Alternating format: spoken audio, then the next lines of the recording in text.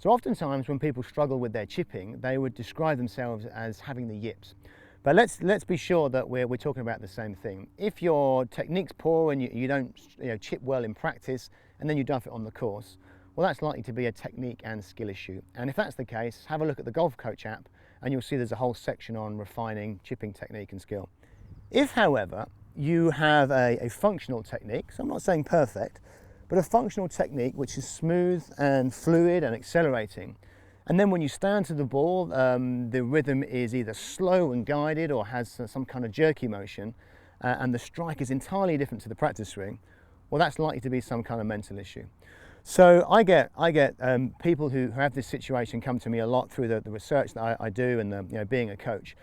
Typically, they've been to see other people and they've worked to the end degree working on their technique. You want to get your technique right first of all, but once the technique is functional, well, the yips is around where your attention is while you're playing the shot. So let me explain a little bit about that. The yips can occur on the full swing. I've seen people who can't get the club down from the top of the swing. We've probably all seen people who can't take the club away from the ball. It obviously happens in putting as well. Typically, it would show itself with chipping. So in this scenario, it's normally because the person playing the shot has had a history of poor strikes and is now overly concerned with getting the correct strike on the ball.